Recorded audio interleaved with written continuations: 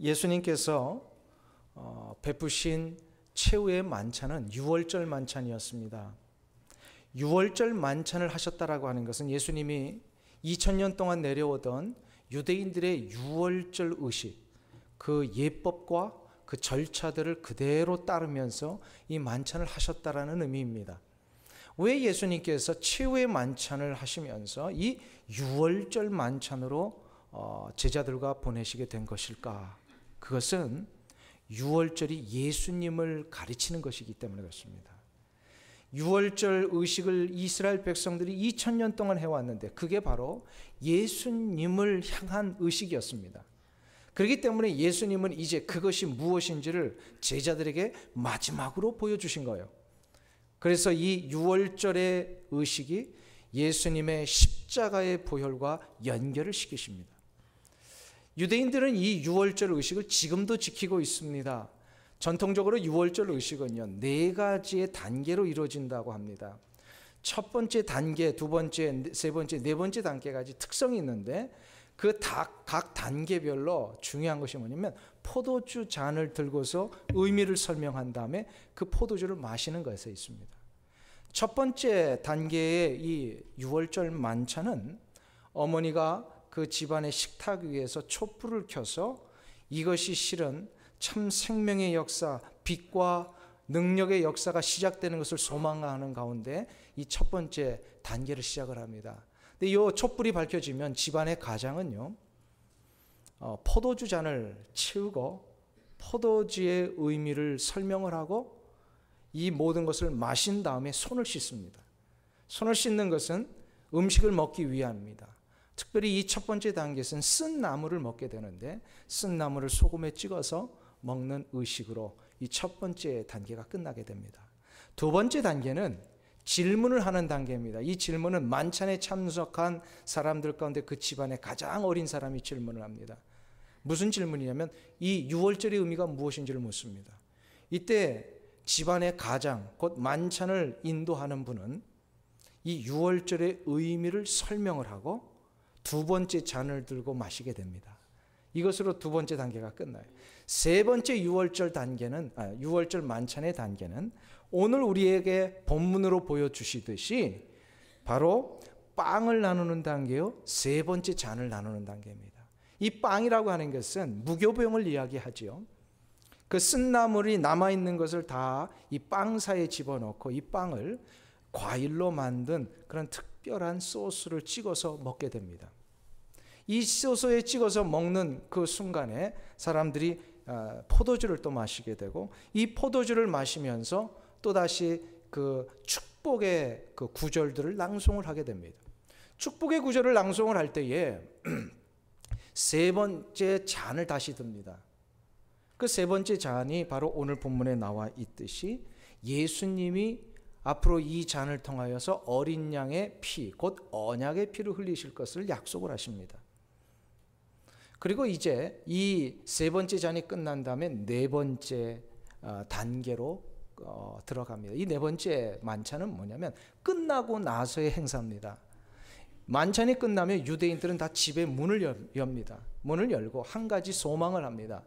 메시아가 오실 것을 소망하는데 이 메시아가 오시기 전에 선지자 엘리야를 보내주시는 그런 어떤 구약의 바램 속에서 저들이 엘리야를 기다리면서 마지막 네 번째 엘리야의 잔을 듭니다. 이 엘리야의 잔을 들고 나서 모두가 다 지붕 위로 올라갑니다. 지붕 위에서는 뭘 하냐면 찬송을 부릅니다. 우리식으로 말하면 찬송이요. 유대인들로 의미를 한다면 시편의 구절들을 낭송하는 겁니다. 그 시편의 구절이 시편 113편에서 118편까지 소위 저들의 식대로 얘기를 하면 힐렐송이라고 하는 것을 이제 찬송하게 됩니다. 오늘 본문에 보면 예수님께서도 이 절차를 그대로 따르셨습니다. 첫 번째 단계 손을 씻는 단계에서 아마도 제자들의 발을 씻어주신 것 같습니다. 두 번째 단계에서는 질문을 하는 단계라 그랬습니다. 이 질문에는 아마 그 제자 중에 가장 어리다라고 생각되어진 요한이 이 유월절의 의미에 대해서 질문을 했던 것 같습니다. 세 번째 단계는 무교병을 먹는 단계요. 또한 세 번째 잔을 드는 단계라 그랬습니다. 이 무교병을 먹을 때에 오늘 본문에 보시면 26절에 예수님이 떡을 가지사 축복하시고 떼어주셨다라고 얘기를 합니다. 떡을 떼어주시고 먹기 전에 이 축복문을 낭송하듯이 예수님도 그대로 하셨습니다. 그리고 이제 이 무교병을 먹은 다음에 예수님도 오늘 본문에 의하면 세 번째 잔을 드셨습니다. 그리고 마지막 네 번째 단계에 가서는 어떻게 합니까?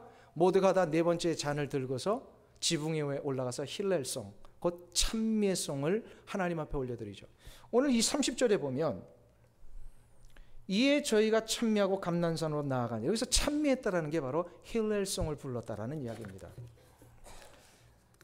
뭐 좀 우리와 전혀 상관없는 유대인들의 유월절 만찬의 전통을 저는 잠깐 이렇게 소개해 드렸습니다만, 한 가지 좀 안타까운 사실은 유대인들은 아직도 이 만찬을 하고 있습니다.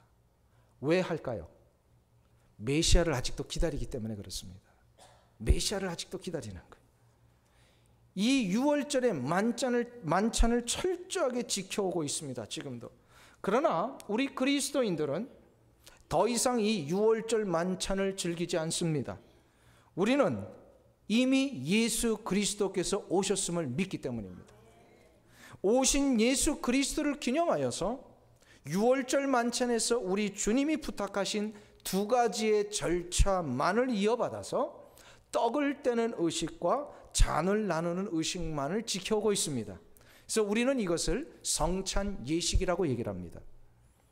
우리가 지키는 성찬 예식은 구약의 백성들이 지켜오던 유월절 만찬의 완성품입니다. 유월절 만찬은 아직 부족한 것이 있었습니다. 왜요? 예수 그리스도가 안 오셨기 때문에. 그러나 이미 예수 그리스도가 오신 우리들은 이제 오신 예수 그리스도가 명하신 떡을 나누고 포도주를 마심으로, 그 떡은 오늘 본문에 보면 뭐라 그랬어요? 예수님의 십자가 위에서 우리를 위해 내어주신 몸이라 그랬습니다. 그리고 포도주는 예수님이 우리를 위해 흘리신 피라고 했습니다.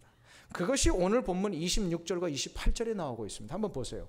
26절 28절을 다시 한번 석절을 합독하며 우리가 의미를 되새겼으면 좋겠습니다. 시작. 저희가 먹을 때에 예수께서 떡을 가지사 축복하시고 떼어 제자들을 주시며 가라사대 받아 먹으라 이것이 내 몸이니라 하시고, 또 잔을 가지사 사례하시고 저희에게 주시며 가라사대 너희가 다 이것을 마시라 이것은 죄사함을 얻게 하려고 많은 사람을 위하여 흘리는 바 나의 피 곧 언약의 피니라. 아멘.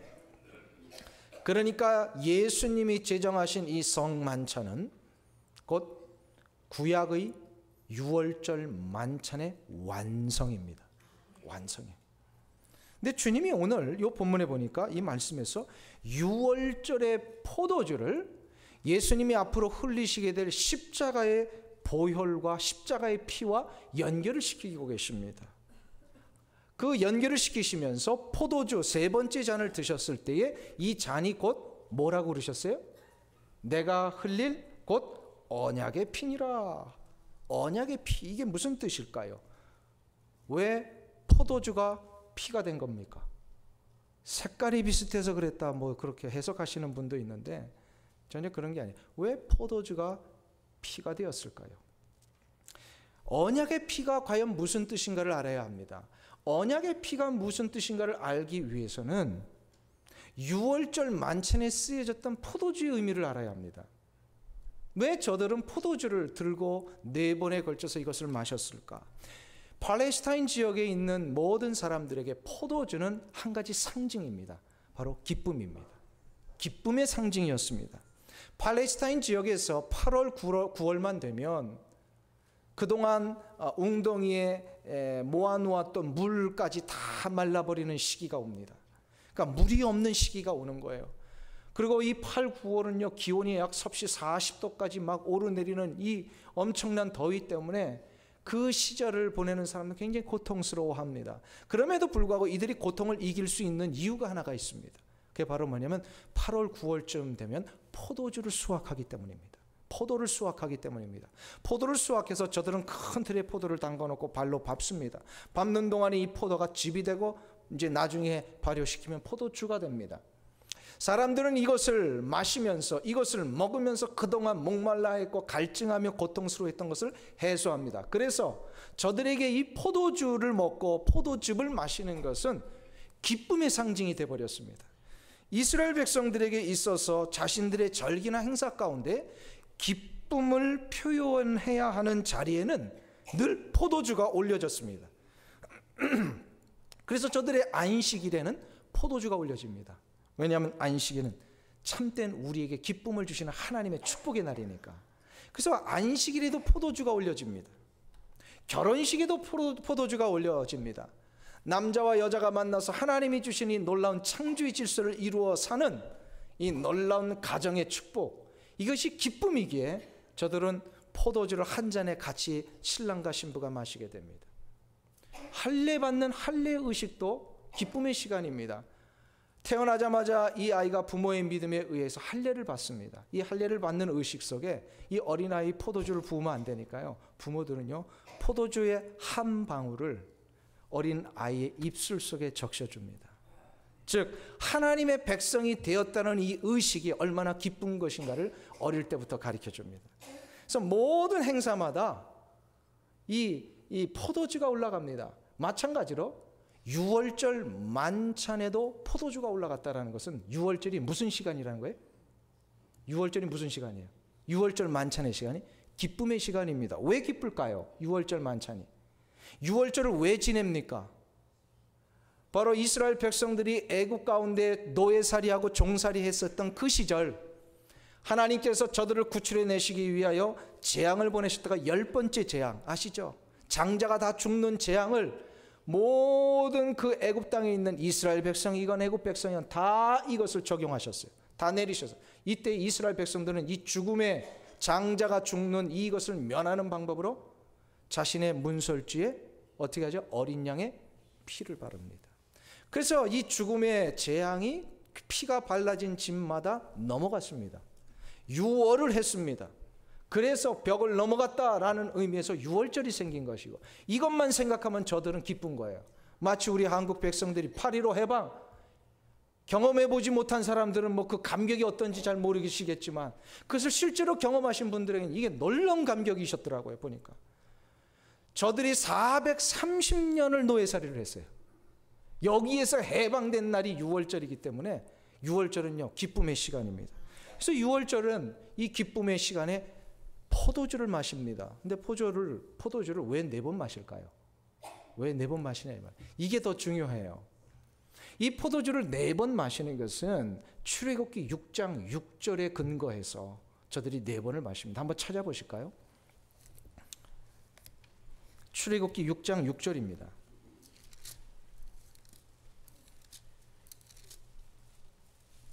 89페이지에 있는데요.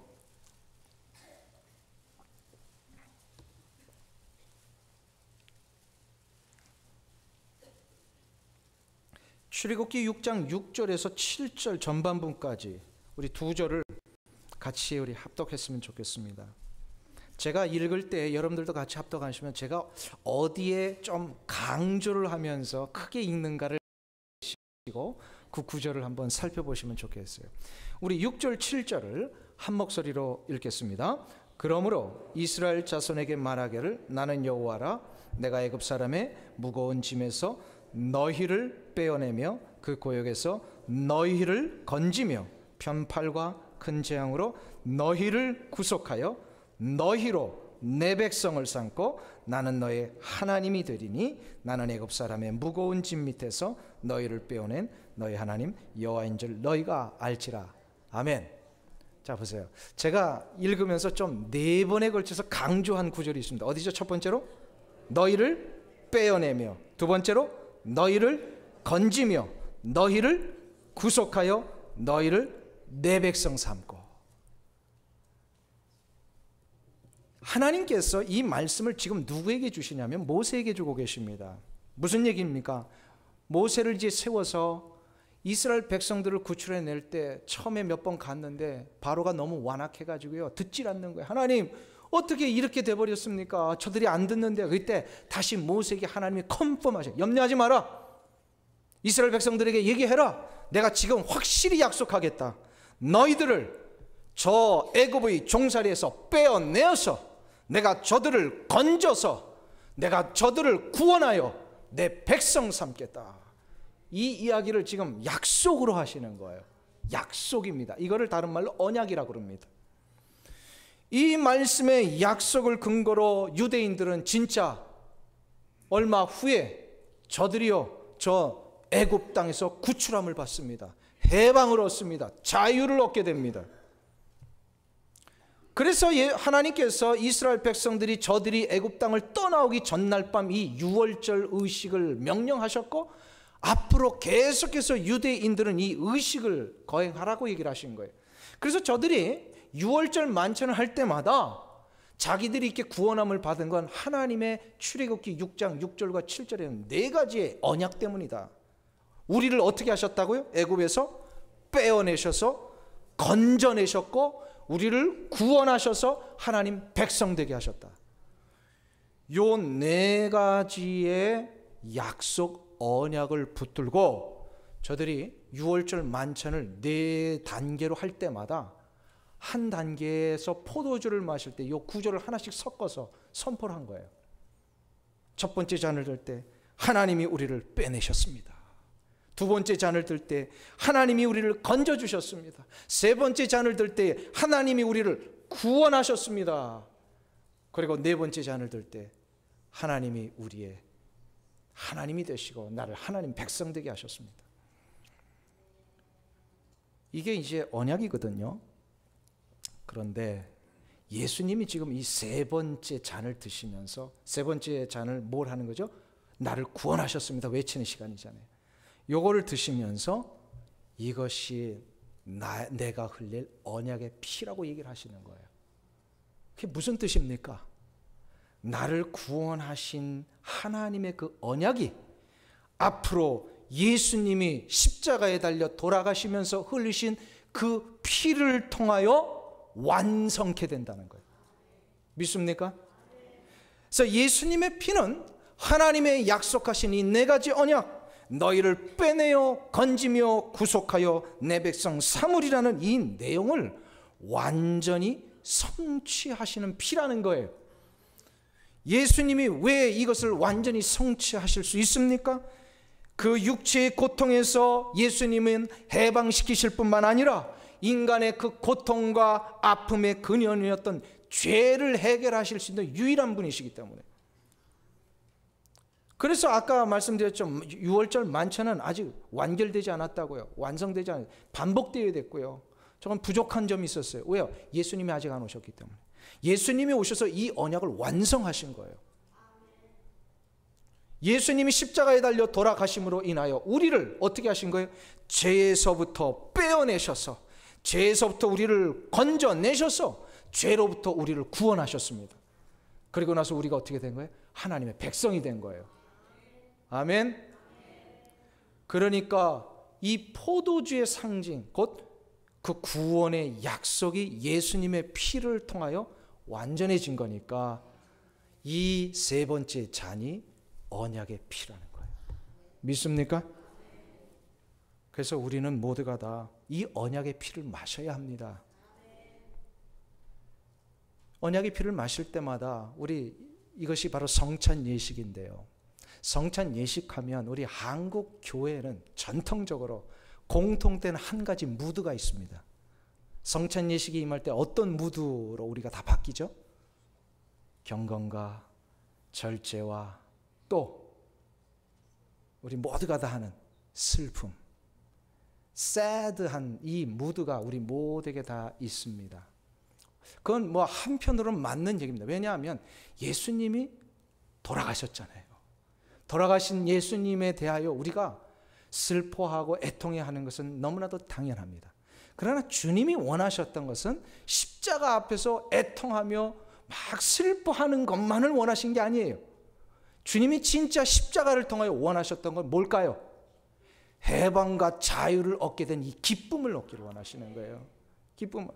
그래서 우리는 십자가 이런 거 얘기하면 자꾸 슬프고 어렵고, 성찬식만 되면 자꾸 새드 모드로 바뀌지만 원래 성찬식은요 축제의 시간입니다. 감사의 시간입니다. 평강과 기쁨을 얻는 시간입니다.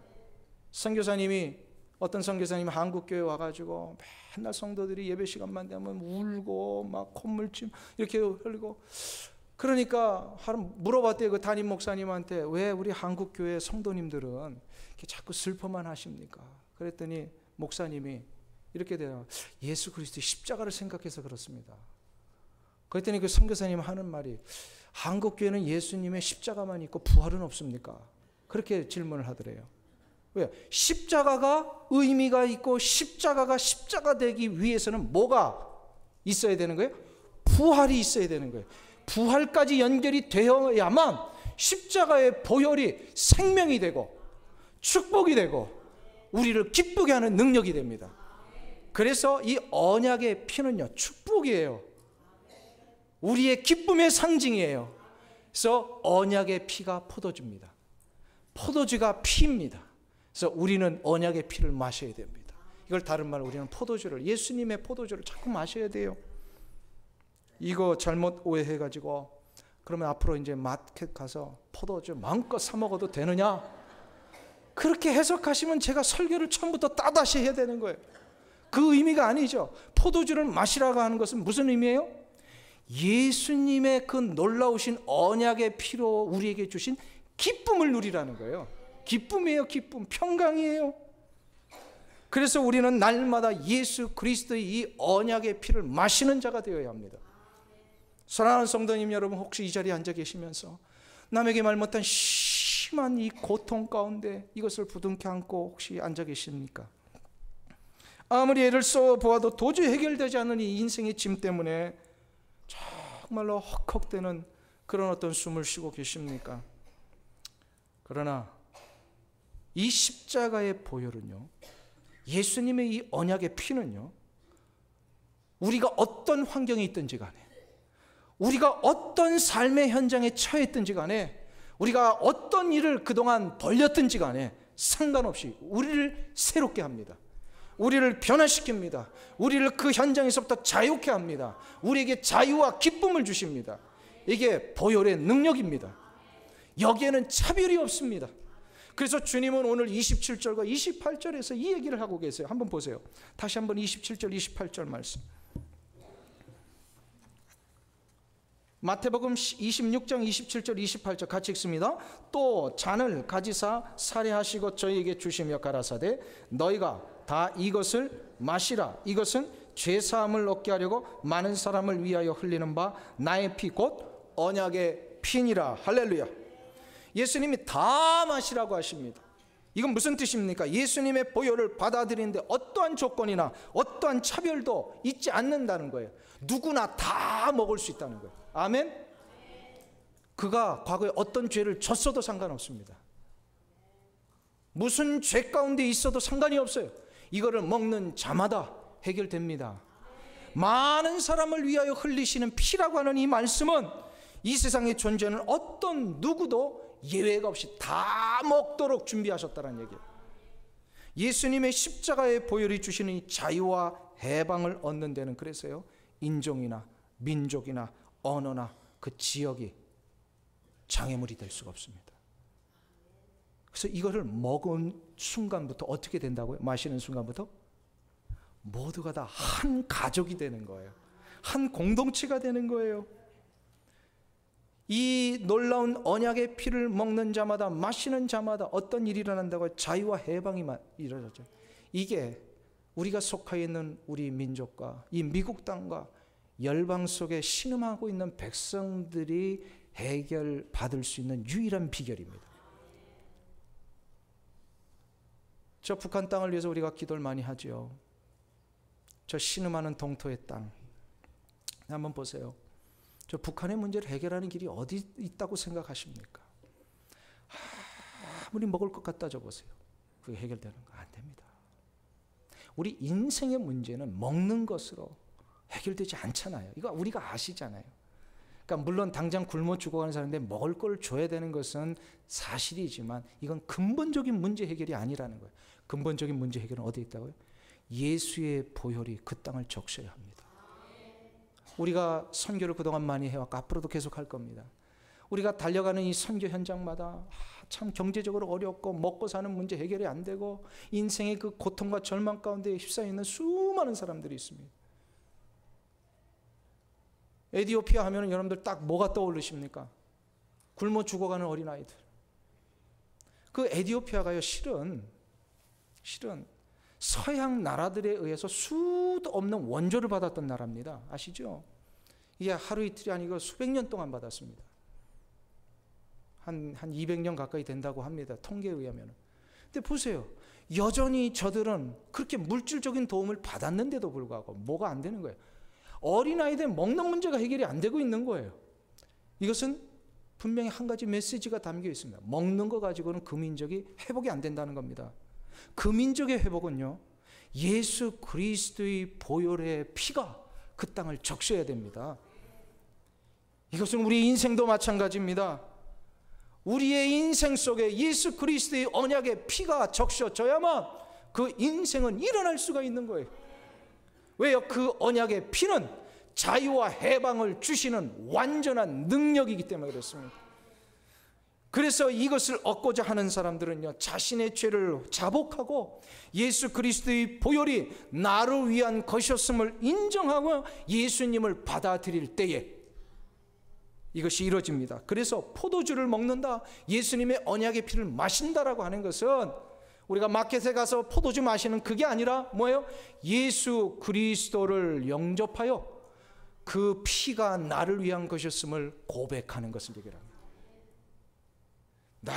날마다 이 고백이 이루어져야 돼요. 그래서 우리의 삶에 이 고백은 누구나 다 할 수 있단 말입니다.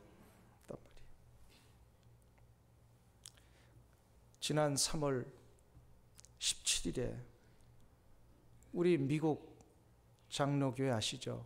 우리 미국 안에서는 제일 큰 장로교 교단입니다. 이 장로교단이 이제 돌이킬 수 없는 엄청난 과오를 하나 결정했습니다.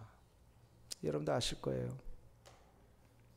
결혼의 개념을 성경이 말하고 있는 남자와 여자의 개념으로 규정해 놨었는데 그동안 PCUSA 총회법이 이것을 버렸습니다.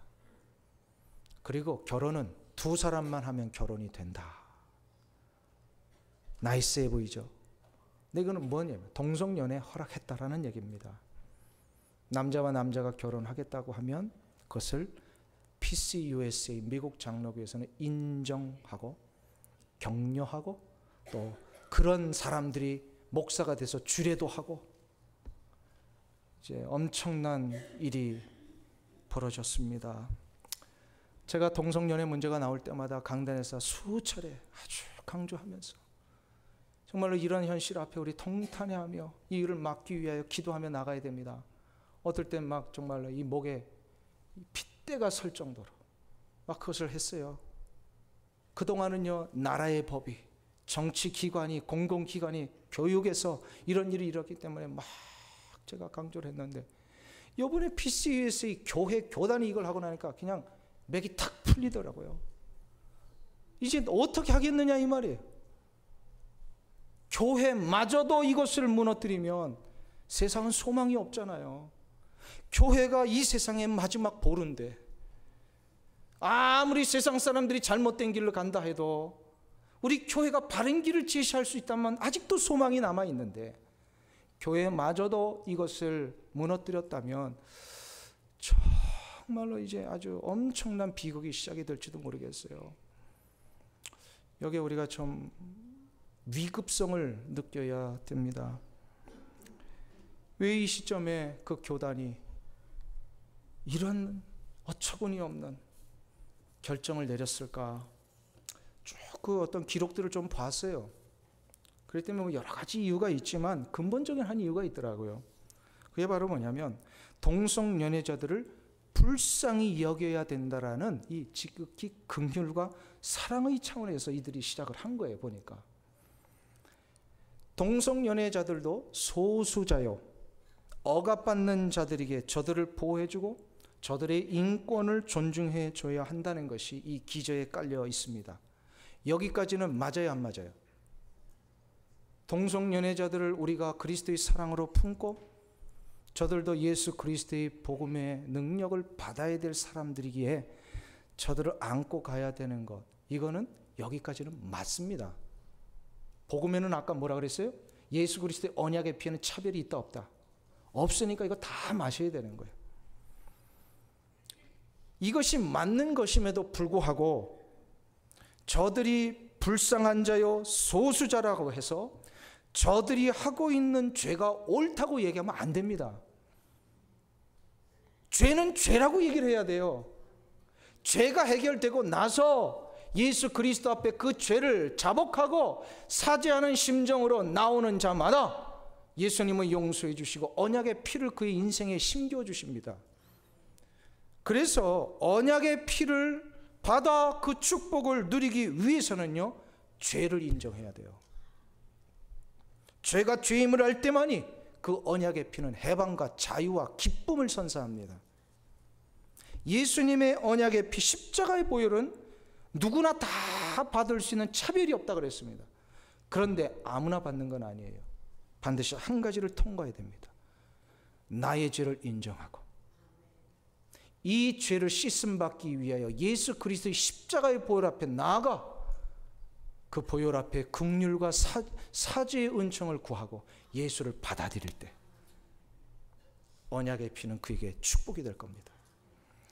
PCA USA 교단은 이거 간과했습니다.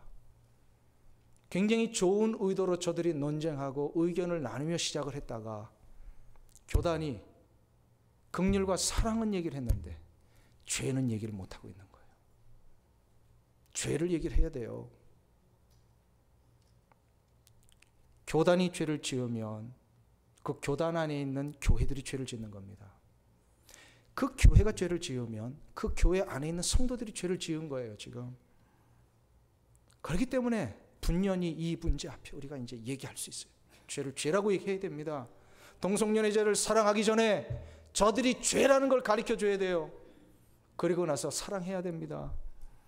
인정하고 죄인임을 고백하고 하나님께 사죄의 은총을 구하는 자마다 용서함을 받습니다. 이 용서함을 받는 현장에 포도주는 축복이 될 것입니다. 기쁨이 될 것입니다. 해방이 될 것입니다. 자유를 얻게 될 것입니다. 사랑하는 성도님 여러분, 오늘 우리는 종려주일을 맞이하고 있습니다. 종려주일은 아까 말씀드렸듯이 예수님께서 십자가에 달려 돌아가시기 위해 예루살렘에 입성하시는 날, 사람들이 종려나무 가지를 흔들며 호산나 찬송하리로다 하면서 예수님을 맞이했던 그날이 바로 오늘입니다. 그리고 오늘로부터 시작해서 일주일 동안 고난주간을 맞이하고 이제 예수님은 금요일에 십자가에 달려 돌아가신 후에 6시간 만에 운명하시게 됩니다. 한번 생각해 보세요. 종려주일, 종려나무 가지를 흔들며 예수님을 환영했던 그 장소에 모두가 다 예수님 환영했지만 그 무리 중에서 예수님이 십자가에 보혈을 흘리시며 돌아가시는 이것이 진정 무슨 의미인지를 깨달은 사람은 얼마 없었습니다. 이 시대의 수많은 교회들이, 그 안에 있는 수많은 교인들이 혹시 이러한 모습으로 살아가고 있는 것은 아닌지 우리가 돌아봐야 될 것입니다. 겉으로는 화려하고 멋져 보이는 이 건물과 행사와 일들로 가득 찬 교단처럼 혹은 교회들처럼 그것 때문에 우리는 스스로 자랑스러워하고 그 모든 것을 다 이룬 것인 양 스스로 자축하고 있는 이 모습. 그러나 겉으로 드러난 모습 때문에 자랑하고 있지만 진정 그 교회의 중심 되신 예수 그리스도의 십자가와 보혈이 무엇을 의미하는지, 그 보혈이 내 삶에 어떤 참된 해방과 자유의 능력을 주시는지, 이것을 얻기 위해서는 어떻게 해야 되는지 알지 못한다면 우리는 PCA USA와 같은 그런 교단의 과오를 우리도 또다시 반복할 수가 있습니다. 조심해야 됩니다. 십자가의 보혈은 우리 신앙의 출발이며 마지막입니다. 이거를 제대로 이해하지 못하면 다 무너집니다. 겉으로 드러나는 화려함 때문에 거기에 도취해서 살다가, 그래서 예수님이 뭐라고 얘기를 하십니까? 돌 위에 돌 하나도 다 남지 않고 무너지리라.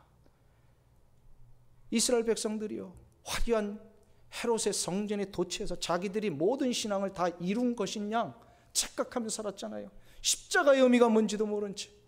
성전의 참된 의미는 뭐예요? 예수님이 성전이신데 예수님을 못 본 채 화려한 건물만 보니까 결국 AD 70년에 베스파시안 황제의 아들이었던 디도 장군에 의하여서 예루살렘의 모든 성전과 성벽은 가차없이 무너지게 됩니다. 교훈입니다. 겉으로 드러난 외적인 것은 우리를 우리되게 하지 못합니다. 진짜 우리를 우리되게 하는 것은 예수 그리스도의 십자가의 보혈입니다. 이것을 붙들고 사는 한 우리 교회는 흔들리지 않을 겁니다. 이것을 붙들고 사는 한 여러분의 인생은 날마다 자유와 기쁨을 맛보실 것입니다. 이 놀라운 능력이 우리 미국 땅에 계속해서 퍼져나가기를 원합니다. 미국이 다시 한번 회복되어야 됩니다. 이번 고난주간에 예수 그리스도의 십자가의 보혈이 내 인생 속에, 내 가정 속에, 나의 일터 속에, 그리고 우리 교회와 이 미국 땅 속에 계속해서 번져 나가기를 소망하며 기도하실 때 하나님이 여러분의 기도에 응답하시고 회복의 역사를 주실 줄로 믿습니다.